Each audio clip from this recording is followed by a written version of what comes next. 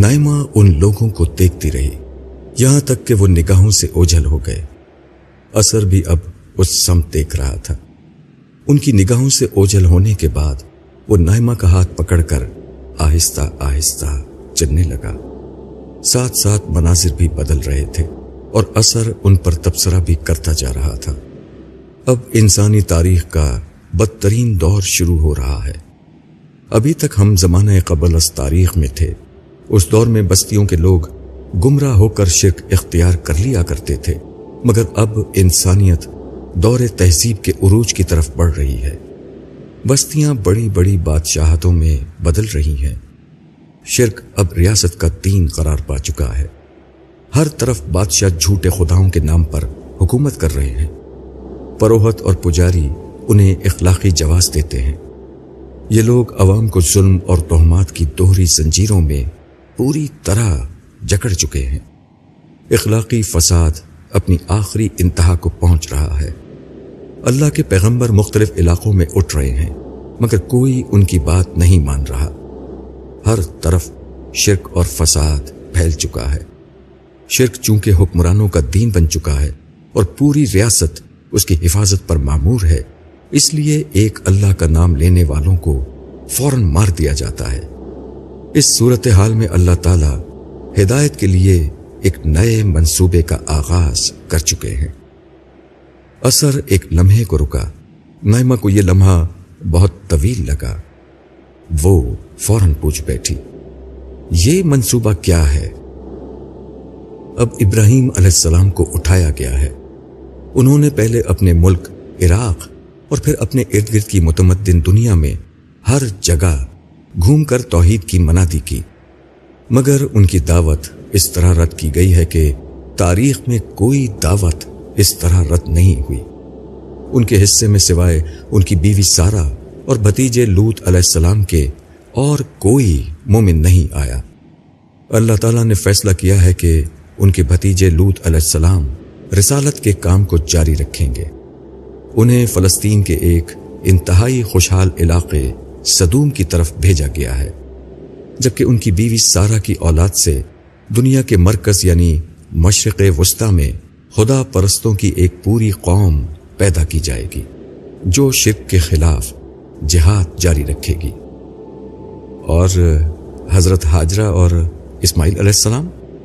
نائمہ نے سوال کیا تو اثر نے وضاحت کی، ہاں، بی بی ہاجرہ علیہ السلام حضرت ابراہیم کی بیوی اور حضرت اسماعیل کی والدہ ہیں۔ یہ دونوں مخلصین عرب کے بنجر صحرا میں بسا دیے گئے ہیں کہ قیامت سے قبل توحید کا آخری دفاعی مورچہ یہی ہوگا۔ اسماعیل علیہ السلام کی اولاد سے وہ آخری رسول اور وہ امت اٹھے گی جو قیامت تک توحید کا علم لیے کھڑی رہے گی، جبکہ تہذیب کے مرکز میں خود ابراہیم علیہ السلام فلسطین میں توحید کی شمع کی حفاظت پر مامور ہیں۔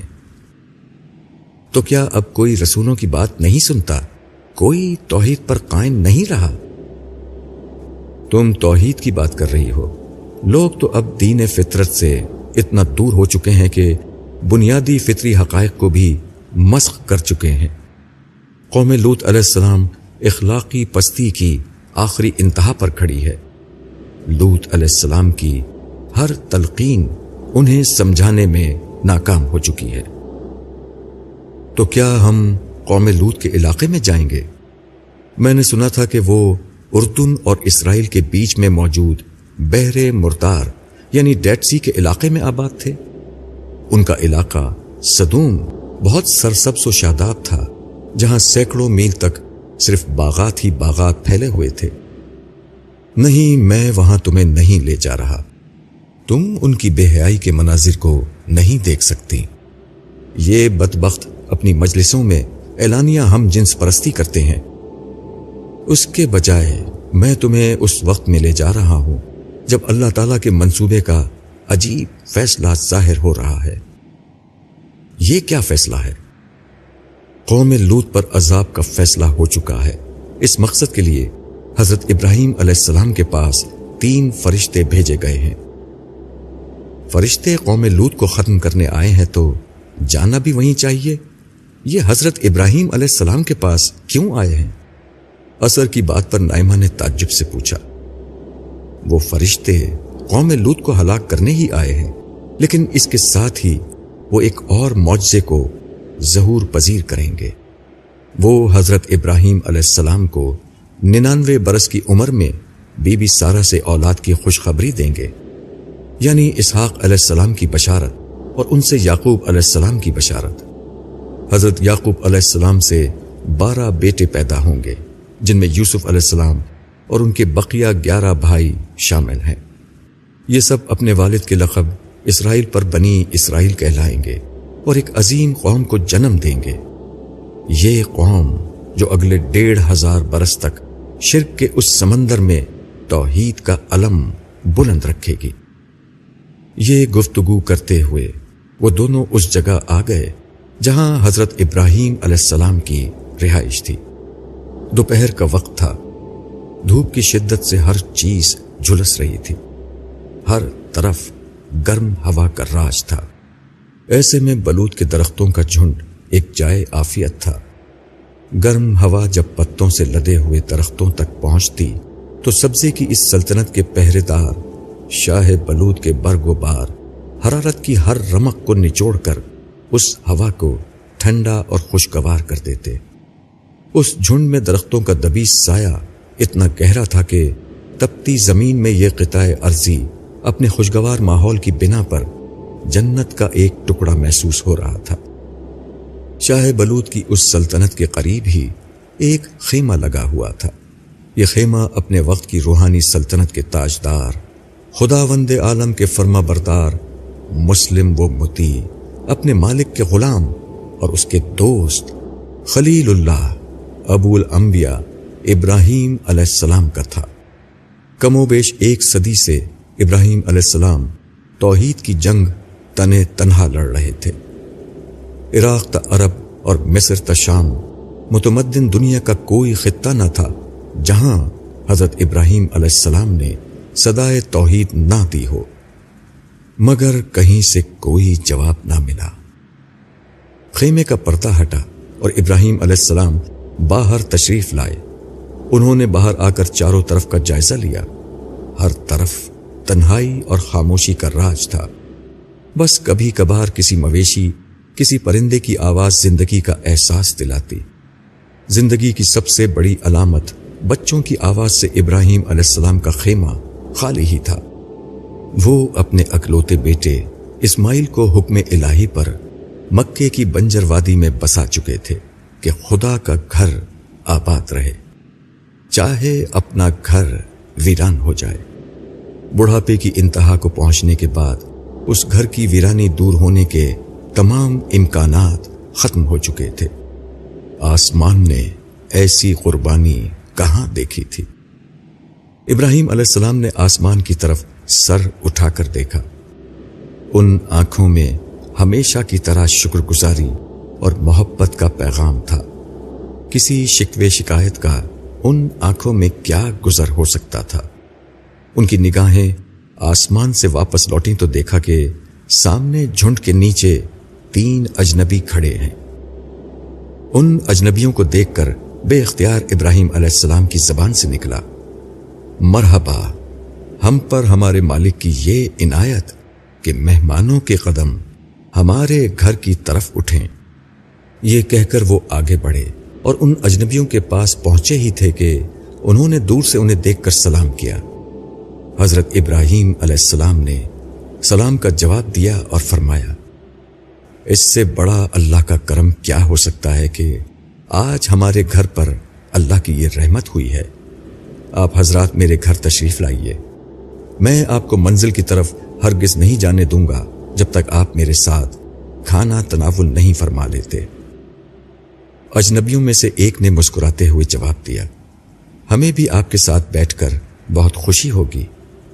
حضرت ابراہیم علیہ السلام ان مہمانوں کو ساتھ لے کر اندر آ گئے۔ پھر گھر کے اندر جا کر خادم سے کہا، مہمانوں کے لیے اپنے مویشیوں میں سے سب سے زیادہ صحت مند بچڑا ذبح کرو۔ حضرت ابراہیم علیہ السلام کی اہلیہ حضرت سارہ بھی وہیں تشریف فرما تھیں۔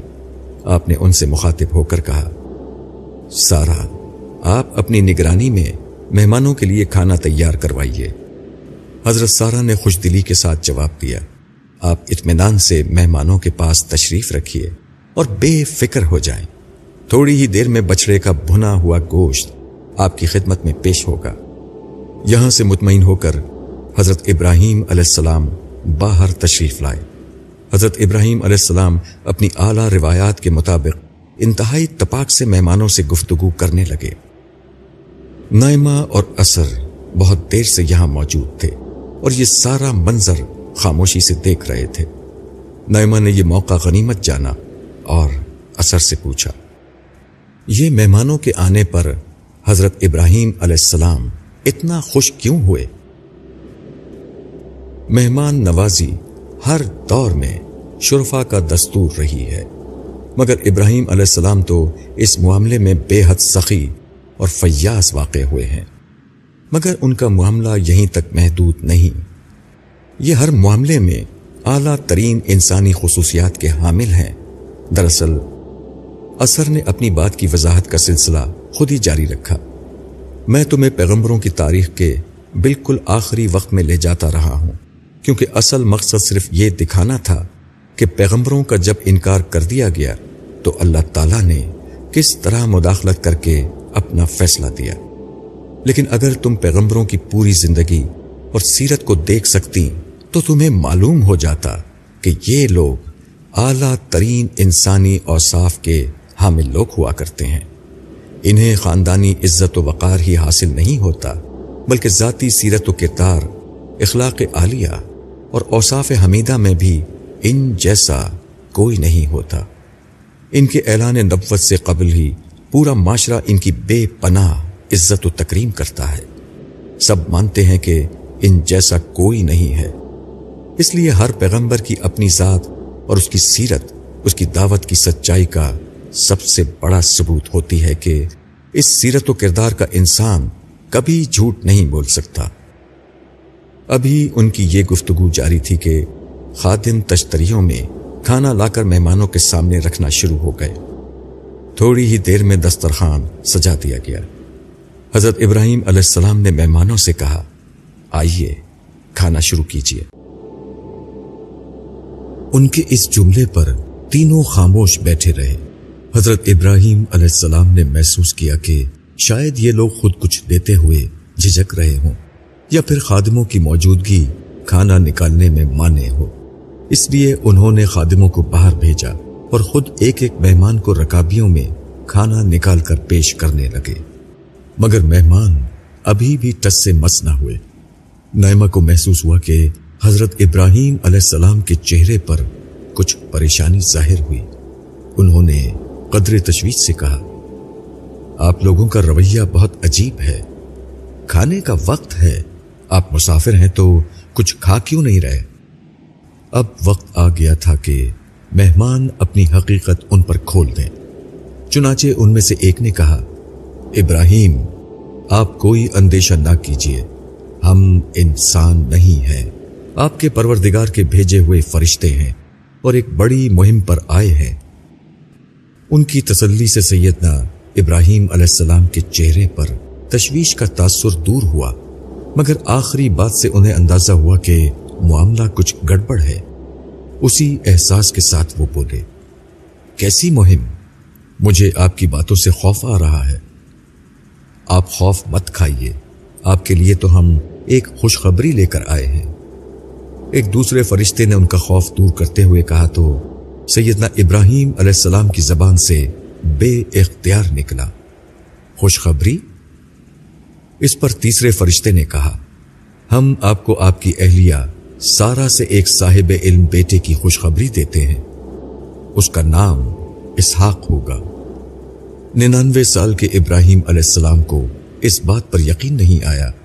وہ حیرت و استعجاب کے عالم میں بولے، اب اس بڑھاپے میں آپ مجھے اولاد کی امید کیا دلاتے ہیں؟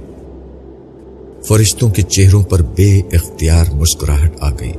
ایک فرشتے نے باہر نظر آنے والے آسمان کی طرف نظر اٹھا کر دیکھا اور پھر گہری نظروں سے انہیں دیکھتے ہوئے بولا، ابراہیم علیہ السلام، آپ اپنے رب کی رحمت سے مایوس مت ہوں۔ وہ فرشتوں کی یقین دہانی سن کر سرشاری کی کیفیت میں بولے، رب کی رحمت سے مایوس تو صرف گمراہ لوگ ہوتے ہیں۔ حضرت سارہ جو باہر کھڑی گفتگو سن رہی تھیں، یہ خبر سن کر خوشی کے مارے ہنستی ہوئی اندر آ گئیں۔ ساری زندگی وہ اولاد کو ترستی رہیں اور اب اس خبر کو سنا بھی تو بڑھاپے میں۔ اب اپنے طور پر وہ بھی اس خبر کو یقینی بنانا چاہتی تھیں۔ انہوں نے اندر آتے ہی کہا، یہ کیسے ممکن ہے؟ میرا شوہر بوڑھا ہے اور میں بوڑھی بانجھ ہو چکی ہوں، اب میں اولاد کیا جنوں گی؟ حضرت سارہ کے اندر آنے پر تینوں فرشتے احتراماً کھڑے ہو گئے۔ ایک فرشتے نے ادب سے کہا، اے ابراہیم کے اہل بیت، آپ پر اللہ کی رحمت و برکت ہے۔ ہم صرف اسحاق علیہ السلام ہی کی خوشخبری نہیں دیتے، بلکہ ان سے پیدا ہونے والے یعقوب کی خوشخبری بھی آپ کو دے رہے ہیں۔ ایک خوشی پر دوسری خوشی کی بات سن کر دونوں میاں بیوی نہال ہو گئے۔ ان کے تصور میں بھی نہیں تھا کہ اللہ تعالیٰ اس عمر میں اس طرح ان پر اپنی عنایات برسائیں گے۔ مگر ابراہیم ہی تھے۔ انہیں یاد آ گیا کہ یہ فرشتے کسی مہم کا ذکر کر رہے تھے۔ اس کا مطلب یہ تھا کہ کہیں کوئی بہت بڑا معاملہ ہونے والا ہے۔ وہ اپنی گہری بصیرت اور معرفت کی بنا پر سمجھ سکتے تھے کہ کیا ہونے والا ہے، لیکن پھر بھی انہوں نے فرشتوں سے پوچھ لیا، آپ نے یہ نہیں بتایا کہ آپ کس مہم پر آئے ہیں؟ ہم ایک مجرم قوم کو صفائے ہستی سے مٹانے آئے ہیں، قوم لوط کو۔ ان کی سرکشی بہت بڑھ چکی ہے۔ حضرت ابراہیم علیہ السلام کے بدترین اندیشوں کی تصدیق ہو چکی تھی۔ وہ گرچہ قوم لوط کے کرتوتوں سے پوری طرح واقف تھے، مگر ساتھ ہی وہ بہت دردمند شخصیت کے مالک تھے۔ انہیں یہ بھی معلوم تھا کہ عذاب الہی کا مطلب کیا ہوتا ہے۔ انہوں نے بڑی لجاجت سے فرشتوں سے کہا، کیا یہ ممکن نہیں کہ اس قوم میں 50 نیک لوگ ہوں اور اللہ تعالیٰ ان 50 کی وجہ سے قوم کو معاف کر دے؟ جواب ملا، ابراہیم علیہ السلام اس قوم میں 50 نیک مل جاتے تو اللہ تعالیٰ انہیں چھوڑ دیتے۔ حضرت ابراہیم علیہ السلام نے بڑے مؤدبانہ انداز میں کہا، دیکھیے میں پروردگار کے حضور بات کرنے کی جرت کہا ہوں، گرچہ میں راکھ اور خاک ہوں، 50 نہ ہوں 45 تو ہوں گے۔ کیا 5 لوگوں کی وجہ سے سب کو مار دیا جائے گا؟ ایک دفعہ پھر جواب آیا، 45 بھی نہیں ہیں۔ اس کے بعد ایک مکالمہ شروع ہوا۔ حضرت ابراہیم علیہ السلام ہر دفعہ بڑی عاجزی سے لوگوں کی تعداد 5 کم کر کے معافی کی درخواست کرتے، اور ہر دفعہ یہ جواب ملتا کہ اتنے لوگ بھی نہیں ہیں۔ آخر میں واضح کر دیا گیا کہ اس قوم میں 10 لوگ بھی نیک نہیں ہیں، جس کے بعد فرشتے چلے گئے، جبکہ سیدنا ابراہیم علیہ السلام اپنے خیمے کے اندر لوٹ گئے۔ نائمہ یہ سب دیکھ کر بھونچکا رہ گئی۔ اس نے اس سے قبل قوموں پر عذاب آتے ہوئے اپنی آنکھوں سے دیکھ لیے تھے۔ اسے اللہ تعالیٰ کی قوت قاہرہ کا کسی نہ کسی درجے میں اندازہ ہو چکا تھا، مگر اس کے تصور میں بھی یہ بات نہیں تھی کہ کوئی پیغمبر اللہ تعالیٰ سے اتنا اصرار کر کے قوم کی تباہی رکوانے کی کوشش کر سکتا ہے، اور قوم بھی ایسی بدکردار جس میں خیر و بھلائی کی کوئی رمق نہ بچی ہو۔ اثر نائمہ کے خیالات کو سمجھ رہا تھا۔ اس نے عجیب سے لہجے میں نائمہ سے کہا، تم جانتی ہو یہ جو گفتگو ابھی ہوئی ہے، اسے اللہ تعالیٰ نے قرآن میں کیا کہا ہے؟ کیا کہا ہے؟ نائمہ کی آنکھوں میں اللہ تعالیٰ کا تبصرہ جاننے کا اشتیاق صاف جھلک رہا تھا۔ اللہ تعالیٰ نے کہا ہے کہ ابراہیم علیہ السلام ہم سے جھگڑا کر رہا تھا۔ نائمہ کا منہ حیرت سے پھٹا رہ گیا۔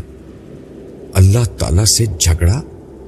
ہاں، جب بندہ اپنے آپ کو اپنے رب کے لیے مٹا دیتا ہے تو پھر اللہ تعالیٰ اسے عزت و محبت کی اس بلندی پر پہنچا دیتے ہیں۔ ویسے تم انسان اس جملے کا مطلب کبھی نہیں سمجھ سکتے۔ یہ بات یا تو ہماری جیسی مخلوق جانتی ہے جو اللہ کی حضوری میں جیتی ہے، یا پھر انبیاء جو اللہ تعالیٰ کی عظمت کی گہری معرفت رکھتے ہیں۔ اللہ تعالیٰ کے فیصلے کے بعد ان کے سامنے اتنا اصرار کرنے کی ہمت کسی کی نہیں ہو سکتی۔ یہ جرت اللہ کا دوست ہی کر سکتا ہے، اور اس دوست کو بھی دیکھو جس نے اس دوست کی لاج رکھ کر اس کے اصرار کو جھگڑا قرار دے دیا، گرچہ وہ اپنے آپ کو راکھ اور خاک کہہ رہا تھا۔ اثر رکا اور قدر تنزیہ انداز میں نائمہ کی طرف دیکھ کر بولا، ویسے تم نے یہ بھی دیکھ لیا کہ خدا کا انکار کر کے جس انسانیت کے علمبردار تم لوگ بنتے ہو، تم سے ہزاروں گنا زیادہ انسانیت کا درد ان خدا کے پیغمبروں کے دل میں ہوتا ہے۔ اثر کی بات پر نائمہ شرمندہ ہو گئی۔ اس نے قدر احساس ندامت کے ساتھ جواب دینا شروع کیا، مجھے اس بات کا احساس ہے کہ میں غلطی پر تھی جب میں خدا کا انکار کرتی تھی اور انسانیت پر تقریریں کیا کرتی تھی، لیکن خدا کے نام لیواؤں کی زندگیاں بھی تو اکثر پیغمبرانہ سیرت سے خالی رہی ہیں۔ ہاں، اصل المیہ یہی ہے، اور اسی لیے مذہب کے نام لیوا دنیا پرستوں کو دگنا عذاب دیا جائے گا، اپنی گمراہی کا بھی اور دوسروں کو بھٹکانے کا بھی۔ نائمہ تھوڑی دیر تک خاموش رہی اور پھر بولی، قوم لوط علیہ السلام کا کیا ہوگا؟ انہیں حقیقی معنوں میں راکھ اور خاک بنا دیا جائے گا۔ کیوں نہ ہم فرشتوں کے ساتھ چلیں، وہاں چل کر دیکھتے ہیں کیا ہوگا۔ نائمہ کے انداز میں تجسس اور ایکسائٹمنٹ تھی۔ میں پہلے تمہیں یہ بتا دیتا ہوں کہ قوم لوط کیا کرے گی، اس کے بعد بھی تم اس گھناؤنی قوم کو دیکھنے میں دلچسپی رکھتی ہو تو میں تمہیں وہاں لے چلوں گا۔ یہ فرشتے لڑکوں کی شکل میں حضرت لوط کے ہاں مہمان بن کر جائیں گے، جس کے بعد پوری قوم کے اوباش ان کے گھرانے پر چڑھائی کر دیں گے کہ ان لوگوں کو ہمارے حوالے کرو۔ پوری بستی میں ایک گھرانہ بھی نہیں ہوگا جو حضرت لوط کی حمایت کرے۔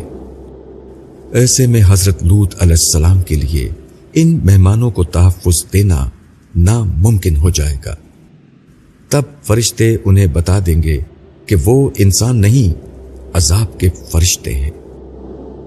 نہیں، میں ایسے گھناؤنے چہرے دیکھنا بھی نہیں چاہتی، مگر اس قوم پر عذاب کیسے آئے گا؟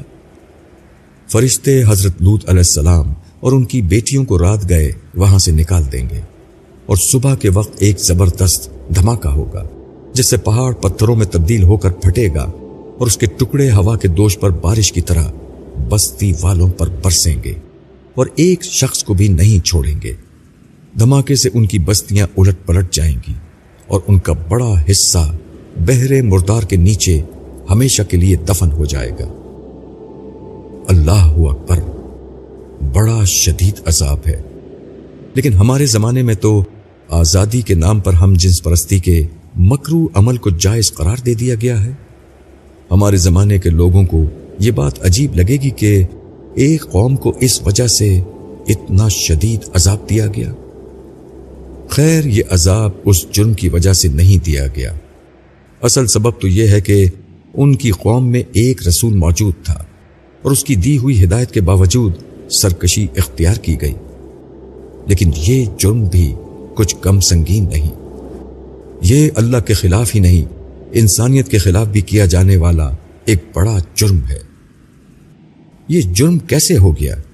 ہو سکتا ہے اکثریت ایسی چیزوں کو ناپسند کرے، مگر ہمارے زمانے کے ماڈرن اور پوسٹ ماڈرن سوچ کا کہنا یہ ہے کہ اگر وہ لوگ اپنی مرضی سے زندگی گزارنا چاہیں تو اس میں کیا حرج ہے؟ دوسری بات وہ یہ کہتے ہیں کہ بہت سے لوگ جینیاتی طور پر ہی ایسے رجحانات رکھتے ہیں، ان کے لیے تو یہی عین فطرت ہے۔ نائمہ نے اپنے زمانے کے مفکرین کے نقطۂ نظر پر اثر کا تبصرہ جاننے کے لیے سوال کیا۔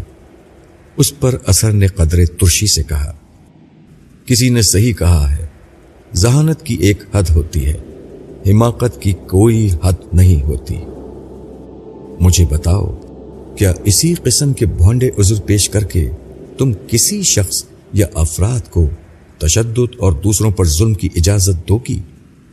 قاتلوں کو اس بنیاد پر قتل اور چوروں کو اس بنیاد پر چوری کی اجازت ہوگی کہ یہ ان کے فطری رجحانات ہیں؟ ہرگز نہیں۔ لیکن ہم جنس پرست افراد دوسروں کو تو نقصان نہیں پہنچاتے۔ نائمہ نے جواب دیا، وہ اتنی آسانی سے ہار ماننے والی نہیں تھی۔ یہ کسی فرد کے نہیں، پوری انسانیت کے خلاف اقدام ہے۔ دیکھو انسانیت کیا ہے، یہ کچھ اقدار کا نام ہے۔ یہ اقدار ہی انسانوں کو جانوروں سے مختلف بناتی ہے۔ ان میں ایک بنیادی قدر خاندان کا ادارہ ہے۔ یہ ادارہ مرد و عورت کے جائز تعلق سے وجود میں آتا ہے۔ یہی وہ ادارہ ہے جہاں بچے جنم لیتے ہیں اور انسانیت کا سفر جاری رہتا ہے۔ یہی کمزور و ناتواں بچوں کو طاقتور نوجوان بننے تک سنبھالتا ہے۔ پھر یہی جوانی کے بعد بڑھاپے کے شکار ضعیف والدین کو اس وقت اپنی پناہ دیتا ہے جب وہ کسی کام کے نہیں رہتے۔ ہم جنس پرستی انسان کی اس پیدائش گاہ، تربیت گاہ اور آرام گاہ کا تصور ہی ختم کر دیتی ہے۔ پھر یہ بھی یاد رکھنا کہ ہر غیر فطری انحراف ایک متعدی مرض کی طرح پھیلتا ہے، لیکن جنسی انحرافات تو وبا کی طرح معاشرے کو جکڑ لیتے ہیں۔ اسی لیے ہر دور میں انبیاء اور صلحاء بلکہ پوری انسانیت ان کے خلاف جہاد کرتی رہی ہے۔ لیکن میں نے پڑھا ہے کہ بعض لوگوں کے اندر واقعی ایسے میلانات ہوتے ہیں، وہ کیا کریں؟ نائمہ نے اس مسئلے کا ایک اور پہلو سامنے رکھا تو اثر نے کہا، وہ صبر کریں اور اپنی تربیت کریں۔ دیکھو انسانوں کا سب سے بڑا رجحان تو یہ ہوتا ہے جو کم و بیش ہر انسان، خاص کر مردوں کو، عمر کے کسی بھی حصے میں لاحق ہو سکتا ہے اور اکثر ہو جاتا ہے کہ وہ کسی غیر عورت سے ناجائز جنسی تعلق قائم کرے۔ مگر اس مسئلے کو تربیت اور ضبط نفس سے ٹھیک کیا جاتا ہے، نہ کہ آزاد جنسی تعلق کو ہی عین فطرت قرار دے دیا جائے، جس کا نتیجہ بھی خاندان کی تباہی ہے۔ تم ٹھیک کہتے ہو، جرم فرد کے خلاف ہی نہیں ہوتا، معاشرے کے خلاف بھی ہوتا ہے، خاندان کے خلاف بھی ہوتا ہے، اقدار کے خلاف بھی ہوتا ہے۔ مگر آزادی بھی تو ایک چیز ہوتی ہے نا۔ کہیں ایسا تو نہیں کہ ہم اقدار اور معاشرے کی بات کرتے کرتے فرد کی آزادی کو کچلتے؟ بیشتر جابرانہ حکومتیں یہی عذر استعمال کر کے افراد کے حقوق سلب کر لیتی ہیں۔ نائمہ نے اب آزادی کے پہلو سے یہ مقدمہ سامنے رکھا۔ تم ٹھیک کہتی ہو، مگر اللہ تعالیٰ نے انسانیت پر یہ کرم کیا ہے کہ اس کا فیصلہ خود کر دیا ہے کہ کون سی اقدار مقدس اور ابدی ہیں اور کون سی نہیں۔ ہمارا کام یہ ہے کہ دونوں میں فرق کر لیں۔ ہر چیز کو اللہ کی طرف منسوب کر کے لوگوں پر پابندیاں لگانا نبیوں کا طریقہ نہیں۔ مگر کم از کم ہم جنس پرستی کوئی ایسی چیز نہیں جس کے جواز کی اجازت آزادی کی آڑ میں دی جائے۔ یہ معاشرے کی موت ہے۔ جس طرح کسی دو افراد کو اجازت نہیں دی جا سکتی کہ ان میں سے ایک دوسرے کو یہ حق دے دے کہ وہ پہلے شخص کی جان لے لے، آزادی کی آڑ میں انسانی جان کے تقدس کو پامال کرنے کی اجازت نہیں دی جا سکتی۔ اسی طرح یہ اجتماعی طور پر معاشرے کا قتل ہے، اس کی اجازت بھی نہیں دی جا سکتی۔ نائمہ نے اسبات میں سر ہلایا۔ پوسٹ ماڈرنزم کے فلسفے کی ساری گرد اثر نے اپنی مدلل گفتگو سے ہٹا دی تھی۔